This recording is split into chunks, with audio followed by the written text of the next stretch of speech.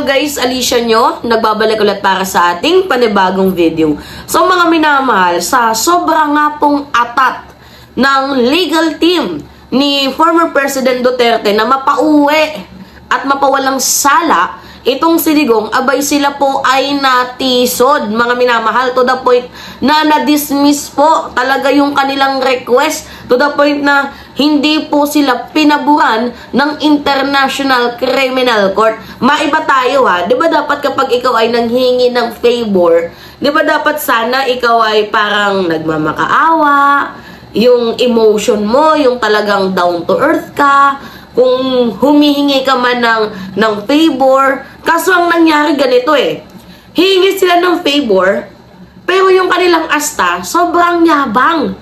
Di ba pansinin ninyo yung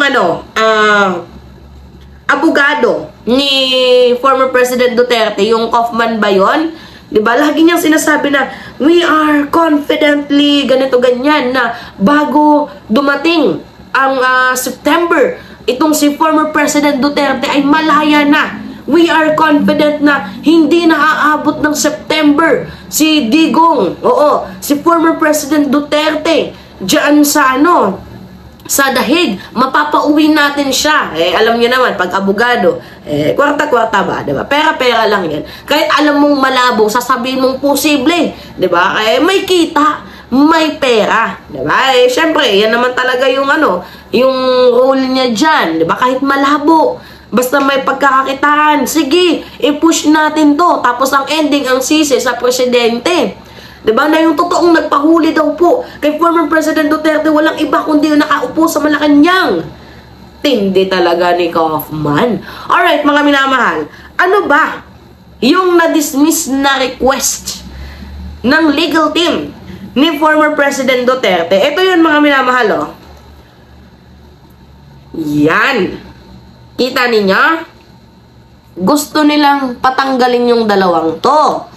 Diba? Para sa madaling sabi, ay magtagumpay sila. Yung isa lang yung iiwan. Kasi yung dalawang to, pumirma po yan para mahainan ng warrant of arrest kasi meron nga pong probable cause. Pakita natin. Yan. Malinaw. Yan. May probable cause daw po itong si former President Duterte. Alright. Basahin natin ha, mga minamahal. Medyo lumabo yung mukha ko. Sabi dito, ICC prosecutor opposes Duterte's bid to disqualify 2 judges. Ano ba yung reason kung bakit gusto nilang ma-disqualify? Sa madaling sabi, itong dalawang hurado na to. Kasi nga daw po, ang sabi ng lawyer ng legal team ni former President Duterte, malamang maalamang bias yung dalawang yan. Kasi yung dalawang yan, pumirma para nga po mahainan ng warrant of arrest itong si former President Duterte kasi mayroong nakitang probable cause. So, meaning, hindi na yan magiging fair. Kasi pumirma na sila Diba sila yung pumirma para mahainan ng arrest warrant para mahuli itong si former President Duterte. So, pinapalabas nila na yung husgado na yan, yung dalawang judge na yan ay bias. Actually, yung strategic moves nila Duterte, medyo magaling din. Alam niyo kung bakit? Kasi, wow, diba? Nakitaan pa nila ng butas yun. Pero, mga minamahal, ulitin ko sa inyo, ang pinirmahan po nila para mahainan ng warrant of arrest, itong si Duterte ay may nakitang probable cause. Intindihin ninyo. So, merong probable cause, ibig sabihin, posibleng ginawa niya yung krimen. Pero it doesn't mean na siya yung gumawa. Diba? So may chance pa na makabalik ng Pilipinas si Digong kung matindi at malakas ang kanilang ebidensya.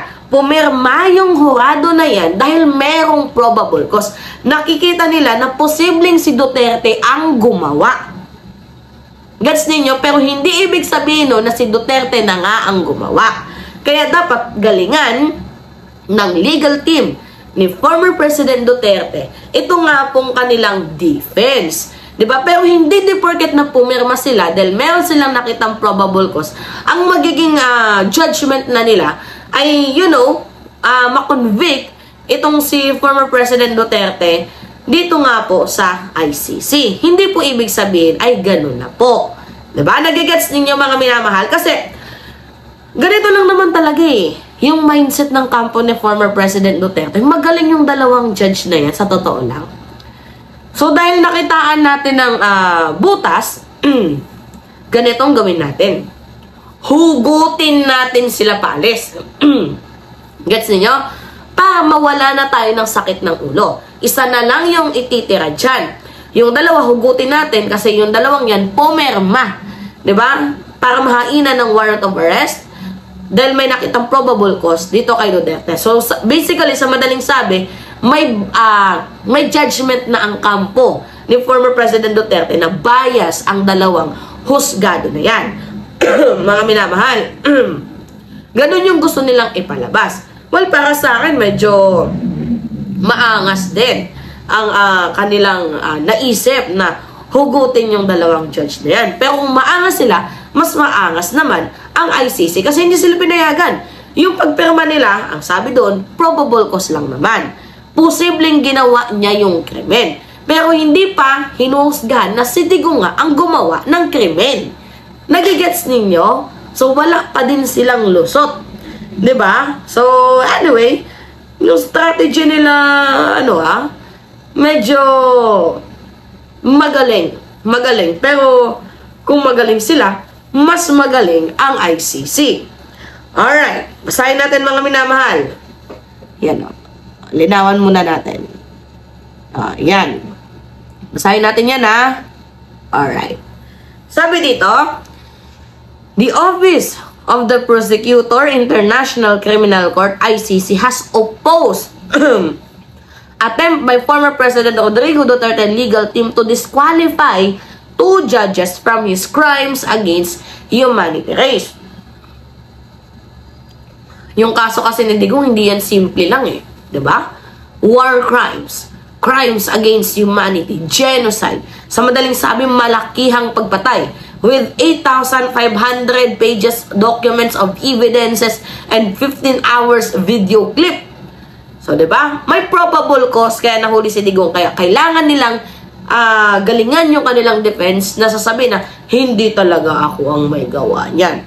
Diba? Baka nga ang ending, si Bato yung idikdik nila dyan. Diba? Si Bato yung magiging sacrificial lamb. Kasi si Digong yung nagutos, tapos si Bato naman yung nagpa-implement. Alright. Sabi dito, the issue stemmed from a request by Duterte's lead counsel Nicolas Kaufman to disqualify pre-trial chamber ay Judges Rein Alpine Ganzo and Maria del Socorro Flores Liera, alleging that they had already taken a stance on jurisdiction when they authorized the investigation into the Duterte's administration drug war in 2021. So, nagigets niyo yung sinasabi dito na yung sinasabi ni Kaufman na dapat lang ma-disqualify yung dalawang trial, judges sa pre-trial chamber. Kasi meron na silang meron na silang stance. Diba? Sila na yung pumirma over the probable cause. So, basically, may pre-judgment na sila. So, bakit kailangan pa silang maging horado? Alam naman natin yung kanilang boto. So, sa madaling sabi, bias. Yung dalawang husgado na yan. Alright, sabi pa dito, in a response, dated May 22, Deputy Prosecutor Mame Manjayen yang opposed the Duterte camp's move, saying it fails to call into the question the presumption of judge impartiality attached to the judge. Okay. Contrary to the defense position, the judge have not already predetermined the outcome of the jurisdiction dispute in favor, and no objective observer would reasonably perceive bias on the part of the judge based on their prior involvement in the deliberation and adjudication of the jurisdictional question in the situation in the Republic of the Philippines. So, hindi naman talaga bias, mga minamahal. Actually, walang bias doon. Hindi nila pwedeng sabihing bias yun. Pumirma for probable cause. Ma-issuehan ng warrant para matigil na yung krimen. na ginagawa kung meron man itong si former President Duterte. Yun po yun. Pero it doesn't mean na meron na silang judgment na si Digong talaga yung gumawa. Pero, yung mga ginamit, diba, na mga documents para ma-issuehan ng arrest order or ng warrant of arrest dahil may probable cause itong si Digong, ang 50% doon maaari pang gamitin laban din sa kanya. Pero ito yung kagandahan. Kasi, dito sa kanilang bansa, diba, bago ka pumunta sa isang korte, alam mo na yung posibleng kaso mo. So, malakas yung team ng defense mo. Kaya, pagandahan ng defense. Hindi katulad dito sa Pilipinas. Diba? Magharap sa kaso, doon mo palang malalaman yung kaso mo. Diba? Na posibleng ikaso sa'yo. Samantalang doon sa Europa, especially na nga po sa The Hague, diba? Sa kung saan, may kinakaharap na kaso si Digong, bago pa siya isampa sa entablado na kung saan siya ihahatulan, alam niya na ang kaso niya. Diba? Kaya galingan niya na lang sa defense. Meron na silang knowledge. Gets ninyo, mga minamahal? Kaya nga, sa madaling sabi, favorable sa kampo, sa legal team ni former President Duterte, ito nga pong, nangyayari sa kanya dyan sa ICC. Diba kasi malayo pa lang, alam na nila yung mga isinampang kaso, kaya makakaisip na sila ng paraan kung paano nila ito lulusutan. Ang kagandahan naman dito sa mga Duterte, kahit malit na putas, sumisiksik sila to the point na yung mga hurado gusto na nilang hugutin. Pero hindi sila napagbigyan. Alright? Gets niyo mga minamahal? Continue tayo. Para malinaw. Yan. Pasensya na kung maingay yung aircon, ha. Wala tayong mic ngayon. Sorry, guys. Wala tayong mic ngayon. Yes. 28 pa ata darating yung mic natin. Alright.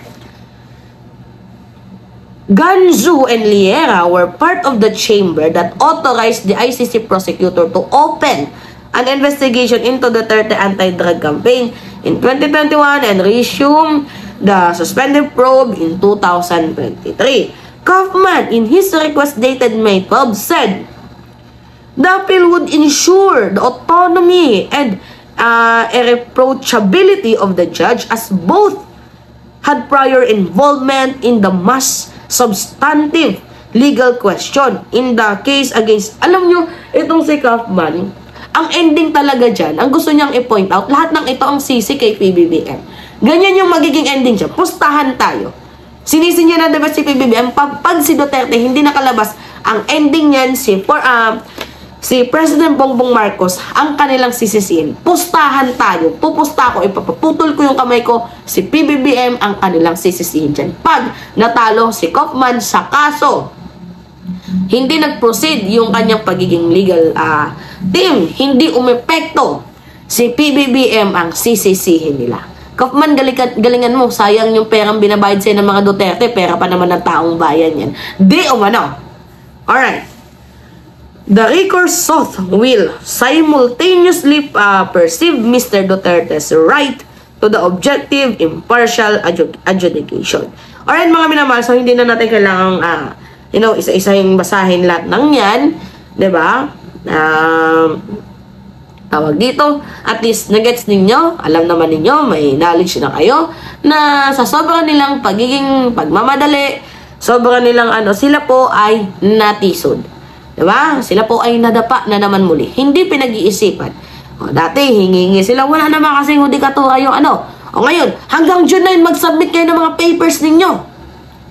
Kung talagang walang jurisdiction ng ICC over the Philippines, pag sa June 9, wala kayong naisumite, hindi na magiging issue yung jurisdiction. Kasi ayaw maging issue ng ICC, mga minamahal, ang hudikatura na kanilang ini-issue. Kasi wala daw, at kung ano-ano pa. Diba? So, magaling. Alright, mga minamahal, yun po. Masarap sa feelings, this fruta bugo, why not? Coconut. Ano kayang gamot sa ubo, mga minamahal? 1 week na akong inuubo.